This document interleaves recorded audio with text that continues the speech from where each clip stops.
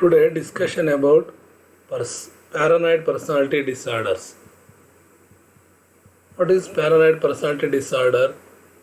The paranoid personality disorder is a chronic and pervasive condition characterized by descriptive patterns of thought, behavior and functioning. ಅಂದರೆ ಇದನ್ನು ನಾವು ಸಂಭ್ರಾಂತ ವ್ಯಕ್ತಿತ್ವ ವಿಕಾರ ಅಂತ ಕರಿತೀವಿ. ಪ್ಯಾರಾನಾಯ್ಡ್ ಅಂದರೆ ಸಂಭ್ರಾಂತ, ಭ್ರಾಂತ ಅಂದರೆ ಭ್ರಮೆ. ಅಂದರೆ ವ್ಯಕ್ತಿಯ ಆಲೋಚನೆಗಳು ಮತ್ತು ವರ್ತನೆಗಳಲ್ಲಿ ಆಗ್ತಕ್ಕಂಥ ಒಂದು ಚಟುವಟಿಕೆಯಲ್ಲಿ ಅವನ ಒಂದು ರೀತಿಯ ಭ್ರಮೆಯನ್ನು ಉಂಟು ಮಾಡ್ತಕ್ಕಂತಹ ಆಲೋಚನೆಗಳು ಮತ್ತು ವರ್ತನೆಗಳು ಕಂಡು ಬಂದಾಗ ಅಂತಹ ಒಂದು ವ್ಯಕ್ತಿತ್ವದ ವಿಕಾರವನ್ನು ನಾವು ಸಂಭ್ರಾಂತ ವ್ಯಕ್ತಿತ್ವ ವಿಕಾರ ಅಥವಾ ಪ್ಯಾರಾನಾಯ್ಡ್ ಪರ್ಸನಾಲಿಟಿ ಡಿಸಾರ್ಡರ್ ಅಂತ ಕರಿತೀವಿ. This disorder is thought of affect between 1.2 and to 4.4% of US adults. ಅಂದರೆ ಈ ಒಂದು ಡಿಸಾರ್ಡರ್ಸನ್ನು ಒಂದು ಆಲೋಚನೆಯ ತೊಂದರೆ ಅಂತಕ್ಕಂಥದ್ದು ಸುಮಾರು 1.21ರಿಂದ 4.4% ಅಷ್ಟು ಅಡಲ್ಟ್ಸಲ್ಲಿ ವಯಸ್ಕರಲ್ಲಿ ಕಾಣ್ತೀವಿ. Individuals with paranoid personality disorder are at a greater risk of experiencing depression, substance abuse and agoraphobia. ಅಂದರೆ ಈ ಪ್ಯಾರಾನಾಯ್ಡ್ ಪರ್ಸನಾಲಿಟಿ ಡಿಸಾರ್ಡರ್ಸ್ ಅಂತಕ್ಕಂಥದ್ದು ಪ್ರತಿಯೊಬ್ಬ ವ್ಯಕ್ತಿಯಲ್ಲಿ ಕಾಣ್ತಕ್ಕಂಥ ಒಂದು ಗ್ರೇಟರ್ ದೊಡ್ಡದಾದಂಥ ಒಂದು ರಿಸ್ಕ್ ಆಫ್ ಎಕ್ಸ್ಪೀರಿಯನ್ಸಿಂಗ್ ಡಿಪ್ರೆಷನ್, ಅಂದರೆ ಒತ್ತಡಕ್ಕೊಳಗಾಗ್ತಕ್ಕಂಥ ಒಂದು ಸ್ಥಿತಿ ಆಗಿರುತ್ತೆ. ಇದರಿಂದ ಏನಾಗುತ್ತೆ, ಸಬ್ಸ್ಟೆನ್ಸ್ ಅಬ್ಯೂಸ್ಗೆ ಒಳಗಾಗ್ತಕ್ಕಂಥದ್ದು ಆ್ಯಂಡ್ ಆಗ್ರೋಫೋಬಿಯಾ, ಅಂದರೆ ಈ ಒಂದು ಭೀತಿ ಅಂತ ಏನು ಕರಿತೀವಲ್ಲ, ಆ ಭೀತಿ ಅಥವಾ ಎತ್ತರದ ಭೀತಿ, ಈ ಥರ ಅವೆಲ್ಲವನ್ನು ನಾವು ಇಲ್ಲಿ ಇಂಥ ಸಿಂಪ್ಟಮ್ಸಲ್ಲಿ ಕಾಣ್ತೇವೆ. ಹಾಗಾದರೆ ಈ ಸಿಂಪ್ಟಮ್ಸು ಏನೇನು ಪ್ಯಾರಾನಾಯ್ಡ್ ಪರ್ಸನಾಲಿಟಿ ಡಿಸಾರ್ಡರ್ಸಲ್ಲಿ? One is individuals with paranoid personality disorder typically experience symptoms that interfere with daily life. Means ಪ್ರತಿಯೊಬ್ಬ ಯಾರು ಈ ಪರ್ಸನಾಲಿಟಿ ಡಿಸಾರ್ಡರ್ ಒಳಗಾಗಿರ್ತಾರೋ ಅಂಥ ವ್ಯಕ್ತಿಗಳಲ್ಲಿ typically experience symptoms that interfere with daily life, ಪ್ರತಿನಿತ್ಯದ ಜೀವನದ ಘಟನೆಗಳಲ್ಲೂ ಅಥವಾ ಆ ಒಂದು ಅನುಭವಗಳಲ್ಲಿ ಅವರು ಅನುಭವಿಸೋದನ್ನು ನಾವು ಕಾಣ್ತೀವಿ. ಇನ್ ಜನರಲ್, ಸಾಮಾನ್ಯವಾಗಿ people with this condition feel suspension of others, ಅಂದರೆ ಬೇರೆಯವರ ಬಗ್ಗೆ ಅವರು ಅನುಮಾನವನ್ನು ಪಡಿತಕ್ಕಂಥದ್ದನ್ನು ನಾವು ಕಾಣ್ತೀವಿ.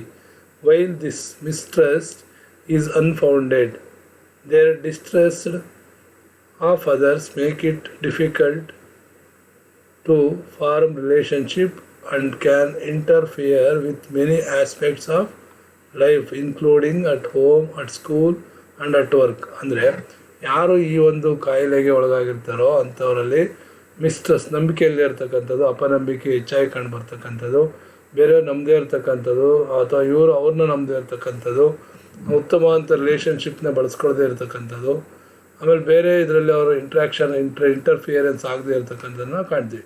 ಅದು ಯಾವುದು ಅಂದರೆ ಆ ವ್ಯಕ್ತಿಯ ಮನೆ ಆಗಿರ್ಬೋದು ಅಥವಾ ಶಾಲೆ ಆಗಿರ್ಬೋದು ಅಥವಾ ಕೆಲಸ ಮಾಡ್ತಕ್ಕಂಥ ಸ್ಥಳ ಆಗಿರ್ಬೋದು, ಯಾವುದೇ ಒಂದು ಪ್ಲೇಸಲ್ಲಿ ಏನಾಗಿರುತ್ತೆ ಇವರು ಈ ಒಂದು ಮಿಸ್ಟ್ರಸ್ಟ್ನ ಕಾಣೋದನ್ನ ಕಾಣ್ತೀವಿ.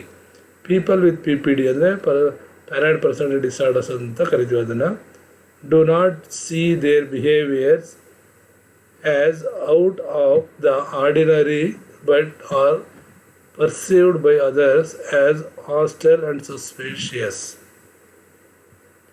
Other symptoms of paranoid personality disorder: feelings that they are being lied to, deceived or exploited by other people. ಇವರ ಭಾವನೆಗಳೇನಾಗಿರುತ್ತೆ, ಬೇರೆಯವ್ರನ್ನ ಕೆಳಿಸ್ತಕ್ಕಂಥ ಅಥವಾ ಅವ್ರನ್ನ ಅಪನಂಬಿಕೆ ಒಳಗಪಡ್ತಕ್ಕಂಥ ಕೆಲಸವನ್ನು ನಾವು ಮಾಡ್ತೇವೆ. May believe that friends, family and romantic partners are untrustworthy and unfaithful. ಯಾವುದೇ ಸ್ನೇಹಿತರಾಗಿರ್ಬೋದು, ಕುಟುಂಬದ ಸದಸ್ಯರಾಗಿರ್ಬೋದು ಅಥವಾ ರೊಮ್ಯಾಂಟಿಕ್ ಪ್ಯಾಟ್ನರ್ಸ್ ಅಥವಾ ಗಂಡ ಹೆಂಡತಿ ಅಥವಾ ಇನ್ಯಾವುದೇ ರೀತಿಯ ಪ್ರೇಮಿಗಳಾಗಿರ್ಬೋದು, ಇವರ ನಡುವೆ ಏನಾಗಿರುತ್ತೆ ಅವ್ರಿಗೆ ಅನ್ಟ್ರಸ್ಟ್ ವರ್ತಿ, ಅವ್ರ ನಂಬಿಕೆಯೇ ಇರೋದಿಲ್ಲ, ಆಮೇಲೆ ಫೈತೇ ಇರೋದಿಲ್ಲ. ಇದನ್ನು ನಾವಲ್ಲಿ ಕಾಣ್ತೀವಿ.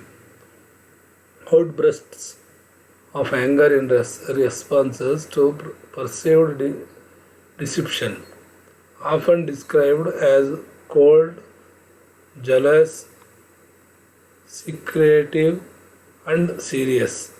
ಇಂಥ ಇದರಲ್ಲಿ ಏನಾಗಿರುತ್ತೆ, ಅವ್ರಿಗೆ ಜಲಸ್ ಹೆಚ್ಚಾಗಿ ಕಂಡು ಬರುತ್ತೆ. ತುಂಬ ಸೀಕ್ರೆಟಿವ್ ಆಗಿರ್ತಾರೆ ಮತ್ತು ಅಷ್ಟೇ ಸೀರಿಯಸ್ ಆಗಿರೋದನ್ನು ನಾವು ಕಾಣ್ತೀವಿ. Overly controlling in relationship in order to avoid being exploited or manipulated. Other symptoms of paranoid personality disorders: look for hidden meanings in gestures and conversations. Find it difficult to relax. Often hold negative views of other people. Overall sensitive to criticism.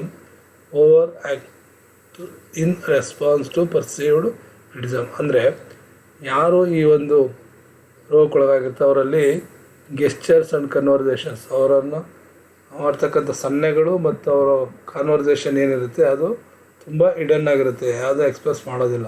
Find it difficult to relax, ಅವರು ತುಂಬ relax ಆಗೋದೇ ಇಲ್ಲ. ಜೊತೆಗೆ often hold negative views, ಅಂದರೆ ಅವರಿಗೆ ಋಣಾತ್ಮಕವಾದಂಥ ದೃಷ್ಟಿಕೋನನೇ ಬೇರೆ ಹತ್ರ ಕಾಣ್ತಾ ಹೋಗ್ತಾರೆ. ಓವರಾಲ್ ಸೆನ್ಸಿಟಿವ್ ಟು ಕ್ರಿಟಿಸಿಸಮ್, ಚರ್ಚೆ ಮಾಡೋದ್ರಲ್ಲಿ ಮಾತ್ರ ಅವರು ತುಂಬ ಸೆನ್ಸಿಟಿವ್ ಆಗಿ ಇರ್ತಾರೆ. Over active in response to perceived criticism.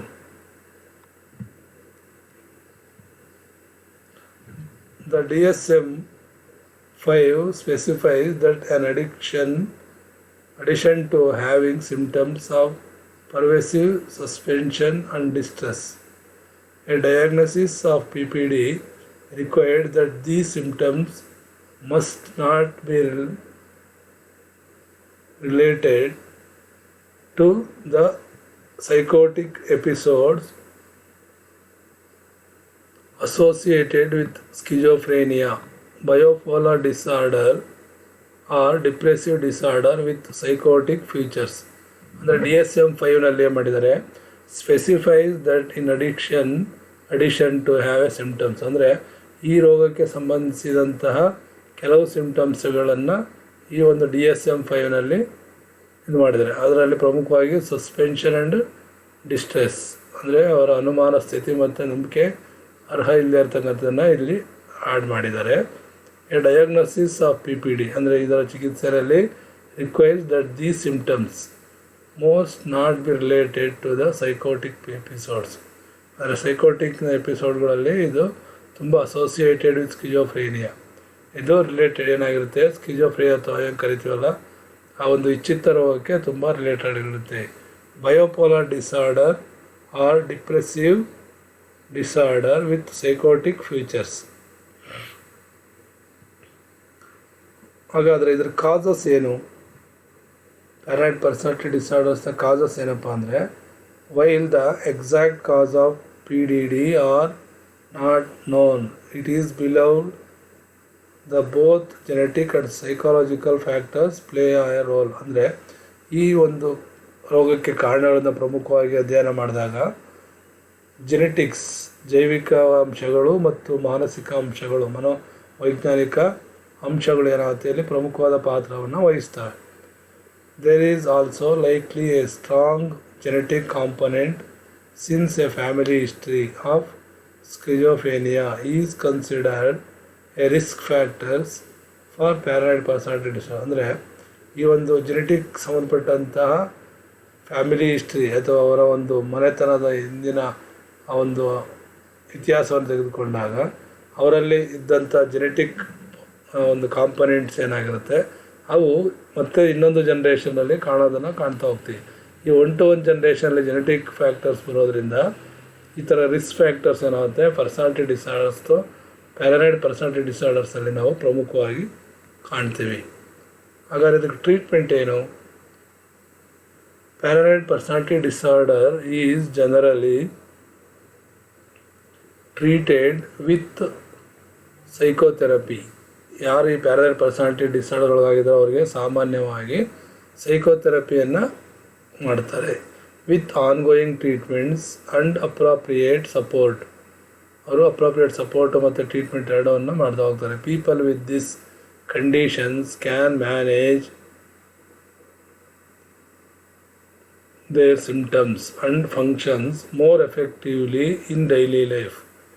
ಏನು ಈ ಆನ್ಗೋಯಿಂಗ್ ಟ್ರೀಟ್ಮೆಂಟ್ಸಲ್ಲಿ ಏನಿರುತ್ತೆ ಅಂಥ ಸಮಯದಲ್ಲಿ ಏನಾಗಿರುತ್ತೆ, manage by symptoms and functions more effectively in daily ಅವರ ದಿನನಿತ್ಯದ ಜೀವನದ ಸ್ಥಿತಿಗಳಲ್ಲಿ ಬರ್ತಕ್ಕಂಥ ಅಂಶಗಳನ್ನು ಅಬ್ಸರ್ವ್ ಮಾಡೋದ್ರ ಮೂಲಕ ಅವರಿಗೆ ಟ್ರೀಟ್ಮೆಂಟ್ನ ಅಥವಾ ಸೈಕೋಥೆರಪಿಯನ್ನು ಕೊಡ್ತಾರೆ. However people who have PPD may not seek treatment for their condition, usually because they do not feel that they have a problem. ಏನು ರೋಗಕ್ಕೊಳಗಾಗಿರ್ತಾರೋ ಅವರಲ್ಲಿ ಟ್ರೀಟ್ಮೆಂಟು ಮತ್ತು ಅದಕ್ಕೆ ಸಂಬಂಧಪಟ್ಟಂಥ ಸಹಜವಾದಂಥ ಫೀಲಿಂಗ್ ಅಂದರೆ usually because they don't feel that they have A problem. ಅವ್ರಿಗೆ problem ಇದೆ ಅಂತಕ್ಕಂಥದ್ದು ಅವರು ಅಂದ್ಕೊಳ್ಳೋಕ್ಕೆ ಹೋಗೋದಿಲ್ಲ. ಟು ದೋಸ್ ವಿತ್ PPD, ಯಾರು ಈ ಒಂದು PPD ಒಳಗಾಗಿರ್ತಾರೋ their suspension of others are justified and it is other people who are the problem. ಅಂದರೆ ಯಾರು ಈ ಇದಕ್ಕೊಳಗಾಗಿರ್ತಾರೋ ಅವರಲ್ಲಿ ಸಸ್ಪೆನ್ಷನ್ ಆಫ್ ಅದರ್ಸ್, ಬೇರೆಯವ್ರ ಬಗ್ಗೆ ಅಪನಂಬಿಕೆ ಇರ್ತಕ್ಕಂಥದ್ದು, justified and it is other people who are the problem.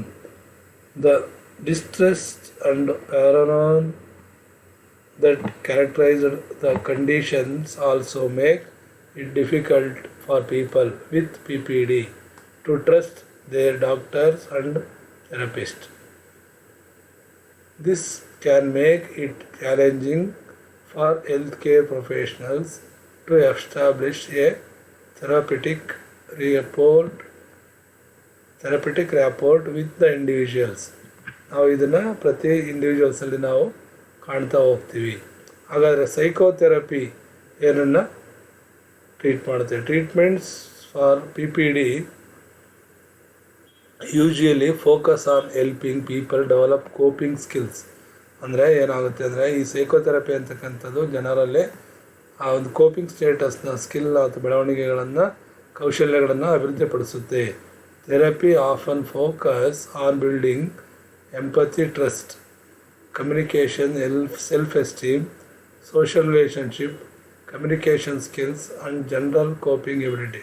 ಅಂದರೆ ಈ ಸೈಕೋಥೆರಪಿಯಿಂದ ಏನಾಗುತ್ತೆ ಅಂದರೆ ರೋಗಿಗಳಲ್ಲಿ ಬಿಲ್ಡಿಂಗ್ ಎಂಪತಿ, ಅಂದರೆ ಎಂಪತಿಯನ್ನು ಇಂಪ್ರೂವ್ ಮಾಡ್ತಕ್ಕಂಥದ್ದು, ಟ್ರಸ್ಟನ್ನು ಇಂಪ್ರೂವ್ ಮಾಡ್ತಕ್ಕಂಥದ್ದು, ಕಮ್ಯುನಿಕೇಷನ್ ಸ್ಕಿಲ್ನ ಇಂಪ್ರೂವ್ ಮಾಡ್ತಕ್ಕಂಥದ್ದು, ಸೆಲ್ಫ್ ಎಸ್ಟೀಮ್ನ ಹೈ ಮಾಡ್ತಕ್ಕಂಥದ್ದು, ಸೋಷಿಯಲ್ ರಿಲೇಷನ್ಶಿಪ್ನ ಹೈ ಮಾಡ್ತಕ್ಕಂಥದ್ದು ಆ್ಯಂಡ್ ಜನರಲ್ ಕೋಪಿಂಗ್ ಎಬಿಲಿಟೀಸ್ನ ಇಂಪ್ರೂವ್ ಮಾಡೋದನ್ನು ನಾವು ಕಾಣ್ತೀವಿ. Next cognitive behavioural therapy. ಈ cognitive behavioural therapy is often effective in helping individuals adjust distorted thought patterns and maladaptive behaviours. ಅಂದರೆ CBT ಅಂತ ಏನು ಕರಿತೀವಲ್ಲ, ಕಾಗ್ನಿಟಿವ್ ಬಿಹೇವಿಯರಲ್ ಥೆರಪಿ ಅಂತಕ್ಕಂಥದ್ದು ಇದು it is on effective and helping individuals. ಪ್ರತಿಯೊಬ್ಬರಿಗೂ ಇದು ಹೊಂದಾಣಿಕೆ ಆಗ್ತಕ್ಕಂಥ ಸಹಕಾರಿ ಆಗ್ತಕ್ಕಂಥ ಒಂದು ಚಿಕಿತ್ಸೆ ಆಗಿದೆ. ಡಿಸ್ಟಾರ್ಟೆಡ್ ಥಾಟ್ ಪ್ಯಾಟ್ರನ್ಸ್ ಅಂದರೆ ಆಲೋಚನೆಗೆ ಸಂಬಂಧಿಸಿದಂಥ ಮತ್ತು ಮಾಲಾಡಪ್ಟಿವ್ ಬಿಹೇವಿಯರ್ ಅಂದರೆ ಅಪಹೊಂದಾಣಿಕೆಗೆ ಇರ್ತಕ್ಕಂಥ ವರ್ತನೆಗಳನ್ನು ಕಡಿಮೆ ಮಾಡೋದರಲ್ಲಿ ಇದು ಹೆಚ್ಚಿನ ಒಂದು ಚಿಕಿತ್ಸೆಗೆ ಉಪಯೋಗ ಆಗುತ್ತೆ. Cognitive behavioural therapy is a type of psychotherapeutic treatment that helps patients understand the thoughts and feelings that influence behavior. ಅಂದರೆ ಈ CBT ಏನು ಟೈಪ್ ಆಫ್ ಸೈಕೋಥೆರಪಿ ಇದೆಯಲ್ಲ, ಇದೇನಾಗುತ್ತೆ ಅಂದರೆ ಪೇಷಂಟ್ಸ್ಗೆ ಇಟ್ ಹ್ಯಾವ್ ಟು ಅಂಡರ್ಸ್ಟ್ಯಾಂಡ್, ಆ ಒಂದು ಪೇಷಂಟನ್ನು ಅರ್ಥ ಮಾಡ್ಕೊತಕ್ಕಂಥದ್ದರೆ ಆತನ ಭಾವನೆಗಳಾಗಿರ್ಬೋದು, ಆತನ ಆಲೋಚನೆಗಳಾಗಿರ್ಬೋದು, ಆತನ ವರ್ತನೆಯ ಸ್ಥಿತಿಗಳನ್ನು ಅರ್ಥ ಮಾಡ್ಕೊಳ್ಳಿಕ್ಕೆ ಹೆಚ್ಚು ಸಹಕಾರಿಯಾಗಿರುತ್ತೆ.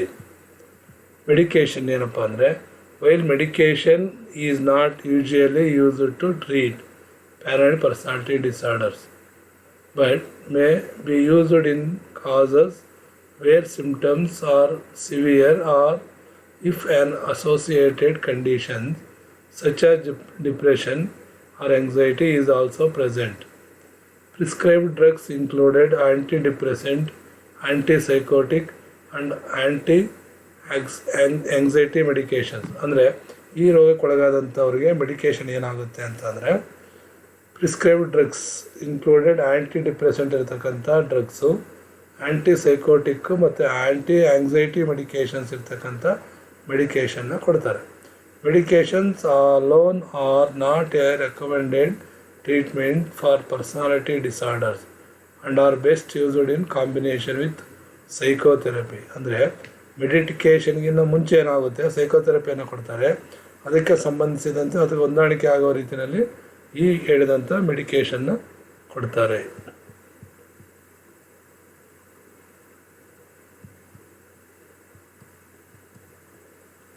Thank you.